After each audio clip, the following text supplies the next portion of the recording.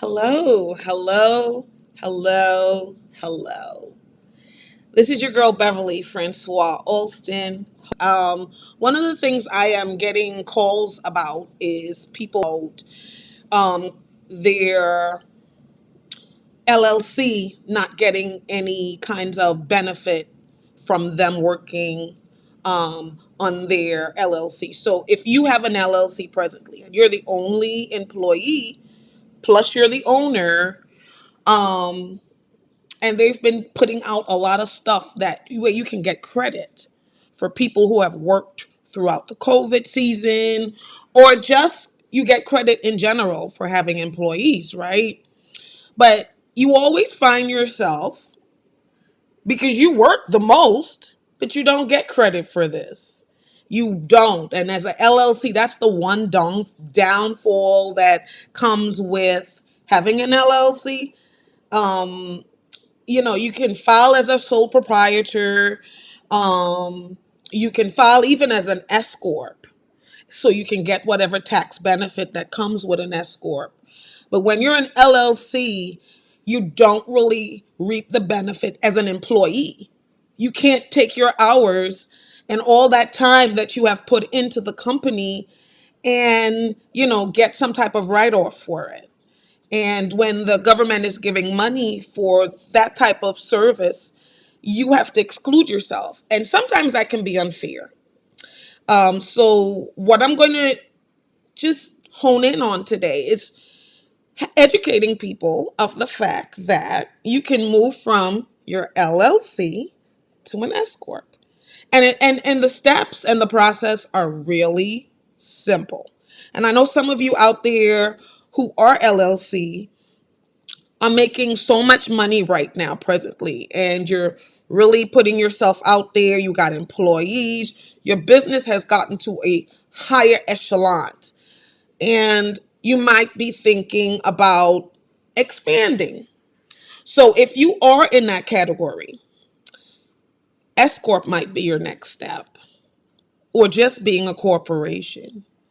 Now, the difference between an S corp and an LLC is has to do with the shareholders. It has to do with the different forms of taxes that are paid.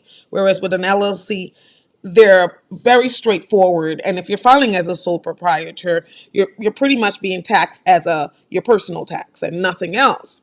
So with an S corp, the one thing that you can do, though, that is a great thing if your business is being built up, is now you can offer shares to your employees. You can actually get benefits from you yourself individually becoming an employee.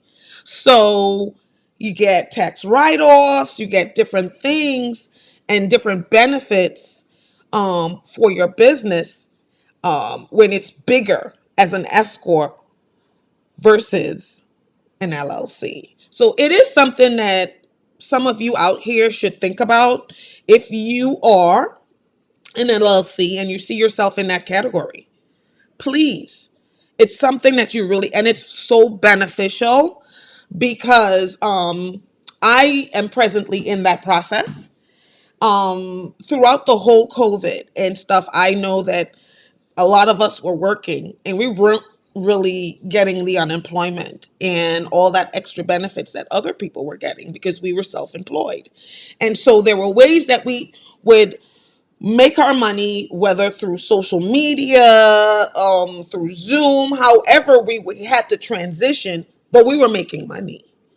And now the government is saying, oh, well, we want to pay everybody, pay your employees and such, give you some money because y'all kept employees, because you have employees under your business, whether subcontractors, whether regular employees, but you had employees, right? And so I couldn't reap the benefit of that. And I had to sit with my tax person, my CPA person, and I had to really hone in on if this is that level where I should now go over to the S Corp. And it's something that I had to think about. If it is that I have subcontractors now and I'm moving into a different tax bracket, yeah, S Corp will be the thing. If it is that I want to get benefits and I'm working and this is my full time, my business is my full time job, I want to get benefits from this. And when my business do get built up, I want to have people, do shares and take part in my business. And in order to do so, you personally will need to move over to the corporate world. So now, if you're going to do that, one of the steps you take is doing a conversion. There's a you go to the IRS and you will get the information that's needed, and you will do a conversion form. And once you do that and they approve it, you then can file. There is this S-Corp version. It's like transferring entities. And so you can actually go and file this form that is called it's called 2530. Is it 25? Is it 2553? That's the number. 2553. That's the number of the form. When you go on the IRS website, you type that form in, you fill that form out, and once you filled it out, it's going to ask you for documentations because, of course, you're transferring to a corporate. So now you're going to need, your corporate verbiage. You're going to need to show board members. You're going to need to show whatever corporate may ask for while filling this form out. And you fill it out, file it out, and then you send it to the IRS. And you get that within I want to say let's say 3 to 4 weeks to be safe. And you can actually become an S-Corp and an LLC at the same time, which is really cool. So for those of you out there who may think you're stuck in an LLC and you can't move, or you can't move to go and do different things, this is something that you might want to think about, switching from an LLC to an S-Corp. All right, so that's your tip for today. You have any questions or concern, you know how to reach me. You can also go to my website. It's www.bsfdesignllc.com. Check me out. We are on Instagram, Facebook, YouTube, also on LinkedIn. You can check us out. We provide designing, logo, website, branding, business planning. You want to start your entity? Come on board.